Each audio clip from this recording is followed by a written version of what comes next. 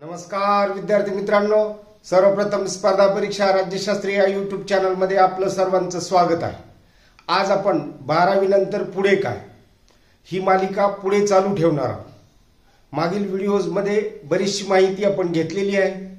बऱ्याच विद्यार्थ्यांना त्यांच्या प्रश्नांची उत्तरे सापडलेली आहेत।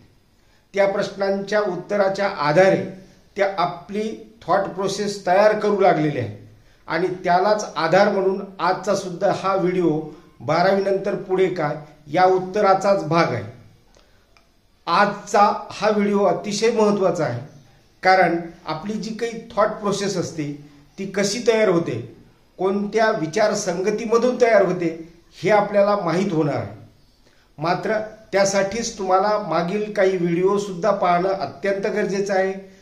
आपल्याला पुढे जायचं आहे आणि ते विचारसरणीच्या माध्यमातून जायचं आहे हे लक्षात असू द्या।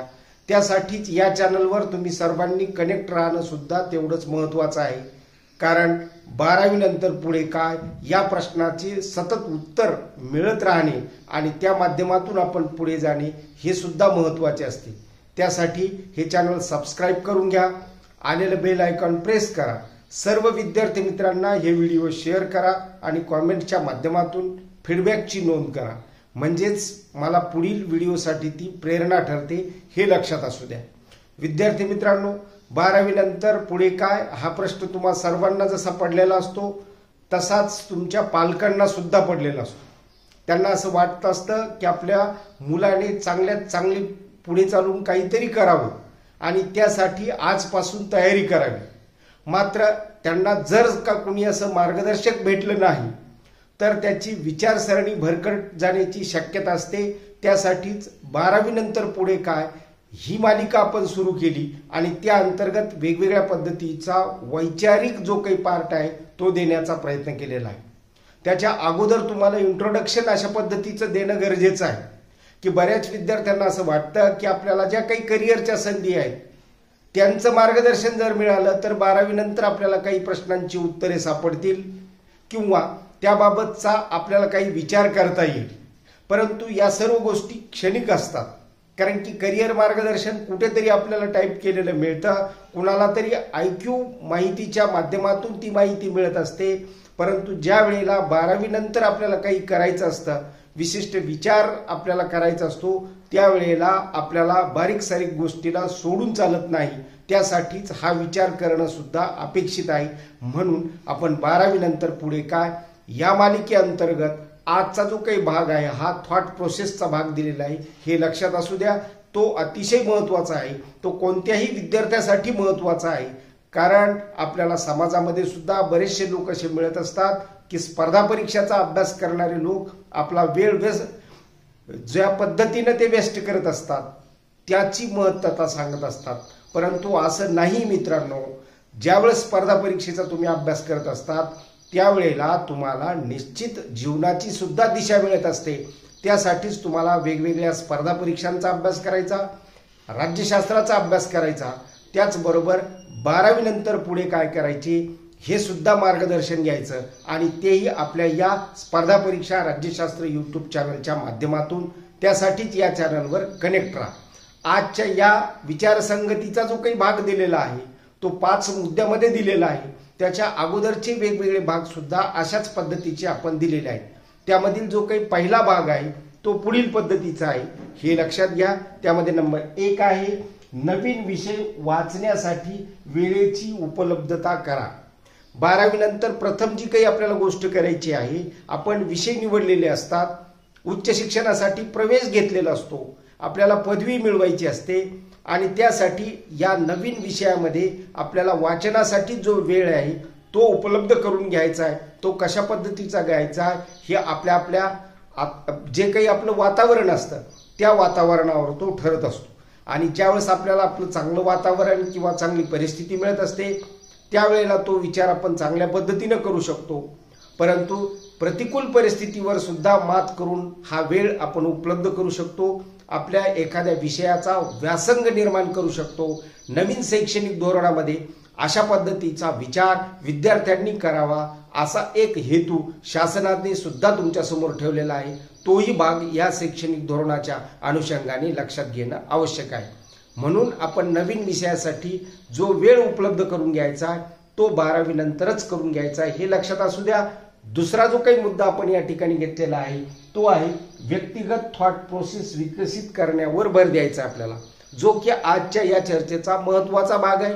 आता ही व्यक्तिगत थॉट प्रोसेस कशी असते, कारण आपण समाजामध्ये ज्यावेळेस राहतो त्यावेळेस बऱ्याचशा चांगल्या आणि वाईट गोष्टींना आपण सामोरे जात असतो, परंतु हे चांगल्या आणि वाईट गोष्टीला सामोरं जात असताना बऱ्याच वेळेला वाईट गोष्टींचा परिणाम आपल्या जीवनामध्ये होण्याची शक्यता असते किंवा त्यांची सवय लागण्याची शक्यता असते.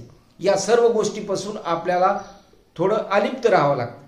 किंवा असंही जरी म्हटलं, जीवनात जर तुम्हाला पुढे जायचं असेल तर तुम्हाला स्वतःला कुठेतरी स्टॉप करून एखाद्या गोष्टीसाठी स्वतःला अर्पण करावं लागेल, त्यासाठी विचार करावा लागेल, स्वतःची एक थॉट प्रोसेस निर्माण करावी लागेल, जी की समाज जीवनासाठी सुद्धा आदर्श ठरू शकते. 12वी नंतर प्रत्येक विद्यार्थ्यांनी अशा पद्धतीचा विचार करणे आणि आपली थॉट प्रोसेस निर्माण करणे हे महत्त्वाचं असतं.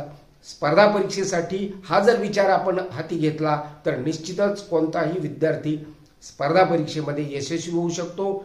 नकारात्मक गोष्टी त्यामुळे स्वतःच्या विचारशैलीवर त्याचा कधीही परिणाम होऊ द्यायचा नाही, हेही आपण लक्षात ठेवायला पाहिजे. म्हणजेच आपली थॉट प्रोसेस निर्माण करण्यावर आपण भर द्यायचा. तिसरा जो काही मुद्दा आहे तो कोणता आहे ते लक्षात घ्या. प्रथम पदवी प्राप्त करणे म्हणजे काय करायचंय, एकदा आपली थॉट प्रोसेस जर निर्माण झाली तर आपल्याला वेगवेगळ्या स्पर्धा परीक्षांच्या माध्यमातून उच्च पदापर्यंत जायचं आहे. मागच्या व्हिडिओमध्ये जसं आपण पाहिलं की स्वप्न मोठमोठी पहा असं जे म्हटलेलं आहे त्याला काही पैसे लागत नाही, असंही आपण जे म्हटलेलं आहे त्यासाठी तुम्हाला उच्चतम पदवीसाठी किंवा त्या पदवीपर्यंत जाण्यासाठी मोठे स्वप्न पाहण्यासाठी एक स्वतःची पदवी असणं आवश्यक आहे.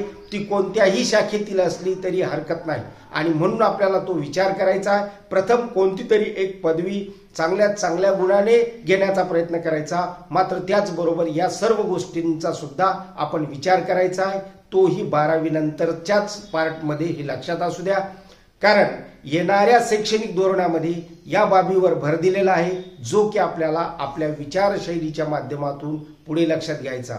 विद्यापीठाच्या परीक्षेमध्ये ज्यावेळेस मी राज्यशास्त्र हा विषय शिकवत असतो, नवीन अभ्यासक्रमामध्ये सुद्धा या गोष्टीलाच प्राधान्य दिल्याचं तुम्हाला दिसून येईल. कारण की पहिलाच जो काही चॅप्टर आहे तो चॅप्टर अशा पद्धतीचा विद्यापीठाने सुद्धा निर्धारित केलेला आहे. कारण की 12वी नंतर पुढे काय या सर्व गोष्टींचं मार्गदर्शन विद्यार्थ्याला मिळावं असा तो विद्यापीठाचा सुद्धा दृष्टिकोन असल्यामुळे हा विचार आपण करणं गरजेचं आहे.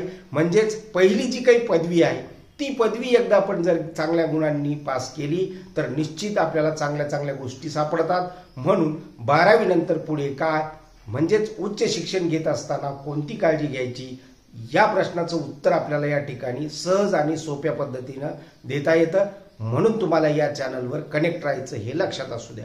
आजच्या चर्चेचा चौथा जो काही मुद्दा आहे तो मुद्दा वैयक्तिक पातळीवर विश्वास आणि आत्मविश्वास विकसित करण्यावर भर द्या. आपण पाहतो की जोपर्यंत आपल्यामध्ये विश्वास आणि आत्मविश्वास या दोन ज्या काही गोष्टी आहेत, कुठल्याही यशासाठी विश्वास महत्वाचा आहे आणि त्याचबरोबर स्वतःवर आत्मविश्वास किंवा स्व कंट्रोल असणं महत्वाचं आहे. त्या गोष्टी कशा डेव्हलप करता येतील, त्यांचा विकास स्वतःमध्ये कसा विकसित करता येईल आपल्या वैयक्तिक पातळीवर, म्हणजेच आपली जी काही पर्सनॅलिटी डेव्हलपमेंट आहे त्या डेव्हलपमेंटमध्ये सुद्धा अशा पद्धतीवर भर देणं अत्यंत गरजेचं आहे. आज जर तुम्ही UPSC किंवा MPSCचा अभ्यासक्रम लक्षात घेतला तर त्यामध्ये तुम्हाला या सर्व गोष्टी दिसतील. अभ्यासक्रमामध्ये या सर्व गोष्टीवर भर दिल्याचं दिसेल. येऊ घातलेल्या परीक्षामध्ये तुम्हाला जी थिअरी परीक्षा MPSC आणि UPSC मध्ये यायलेली आहे त्यामध्ये अशा सिलेबसचा अंतर्भाव केल्याचं दिसून येईल, जे की आपल्या पुढील व्हिडिओमध्ये त्या सर्व गोष्टी येणारच आहेत. म्हणजेच भविष्यामध्ये ज्या स्पर्धा परीक्षांचा आपल्याला अभ्यास करायचा आहे त्या स्पर्धा परीक्षेसाठी सुद्धा तुमचा स्वतःचा विश्वास आणि आत्मविश्वास कसा आहे हे चेकअप होणार आहे. त्यासाठी या गोष्टी विकसित करण्यासाठी 12वी नंतर आपल्याला सुरुवात करायची आहे. ही 12वी नंतर जर सुरुवात झाली तर निश्चित आपण या सर्व गोष्टीवर मात करू शकतो, यश संपादन करू शकतो. आजच्या परिस्थितीमध्ये जसं कौशल्य महत्वाचं आहे, कुठल्याही विद्यार्थ्यासाठी त्याच पद्धतीनं तुमचा स्वतःचा विश्वास आणि आत्मविश्वास सुद्धा महत्त्वाचा आहे कुठल्याही पदापर्यंत जाण्यासाठी। या सर्व गोष्टी भविष्यामध्ये तुमच्या चेकअप होणार आहेत हेही लक्षात असू द्या। त्यासाठीच येणाऱ्या शैक्षणिक धोरणाला सामोरं जात असताना तुम्हाला याही गोष्टीचा विचार करावा लागेल। 12वी नंतर हा विचार जर आपण सर्वांनी केला तर निश्चित आपल्याला भविष्यामध्ये या सर्व गोष्टी चांगल्या पद्धतीने करता येतील। म्हणूनच या चॅनलवर तुम्हाला कनेक्ट राहायचंय, कारण तुम्हाला स्पर्धा परीक्षा आणि राज्यशास्त्राचा अभ्यास करायचा आहे। म्हणून 12वी नंतर पुढे काय या प्रश्नासाठी, या उत्तरासाठी तुम्हाला या सर्व गोष्टीवर चर्चा होणं महत्त्वाचे आहे। आजच्या चर्चेचा जो मुख्य मुद्दा आहे तो 5व्या क्रमांकाचा, तो म्हणजे बौद्धिक व्यायामावर भर द्या। आपण असं पाहतो की आपण आपलं जसं शरीर संपादन करण्यासाठी किंवा आपली बॉडी बिल्डिंग करण्यासाठी व्यायाम करत असतो, तशाच पद्धतीने आपल्या मेंदूच्या विकासासाठी सुद्धा आपल्याला बौद्धिक व्यायाम अतिशय गरजेचा असतो आणि तो आपण आपल्या पातळीवर सुरुवात करू शकतो, तोही 12वी नंतर। म्हणजे आपल्याला काय करायचं आहे की 12वी नंतर पुढे काय करायचं आहे या गोष्टीचं उत्तर घेण्यासाठी स्वतःपासून अशा सर्व गोष्टींना सुरुवात करायची। हे ट्युटोरियल करायचं आहे हे लक्षात असू द्या। आणि जर समजा अशा गोष्टींची सुरुवात आपण 12वी नंतर जर केली तर आपल्याला आपल्या एका इच्छित यशापर्यंत जाता येतं आणि आपण जीवनामध्ये सुद्धा व्यवस्थितपणे सुस्थितीत जाऊ शकतो, चांगल्या पदापर्यंत जाऊ शकतो, देशाचा एक चांगला नागरिक घडू शकतो। त्यासाठीच आपल्याला हा विचार करणं अतिशय गरजेचं आहे। म्हणून 12वी नंतर पुढे काय या प्रश्नाच्या मालिकेमध्ये या संपूर्ण चर्चेच्या माध्यमातून आपण अशा वेगवेगळ्या गोष्टीची चर्चा केलेली आहे, जे की येणाऱ्या कालखंडामध्ये सुद्धा अशाच पद्धतीची आपण वेगवेगळ्या पद्धतीची वेगवेगळ्या व्हिडिओच्या माध्यमातून चर्चा करणार आहोत, जे तुमच्यासाठी फलदायी ठरणार आहे आणि आपल्या प्रश्नांची उत्तरे सुद्धा मिळणार आहेत। बऱ्याच विद्यार्थ्यांना या गोष्टीबद्दल कुतूहल असते की आपल्याला सर कोणत्या पद्धतीचं मार्गदर्शन सांगणार आहेत। मात्र या सर्व गोष्टी आपल्याला वैयक्तिक पातळीपासून सुरू करणं आणि 12वी नंतर पुढे काय या प्रश्नाची उत्तरे घेत जाणं हे महत्त्वाचं आहे। कारण करिअरच्या ज्या काही वाटा आहेत त्या वाटा आपल्याला कुठेही मिळतात, परंतु अशा पद्धतीचं मार्गदर्शन आणि त्या माध्यमातून आपलं ट्युटोरियल तयार करणे हे मिळत नाही।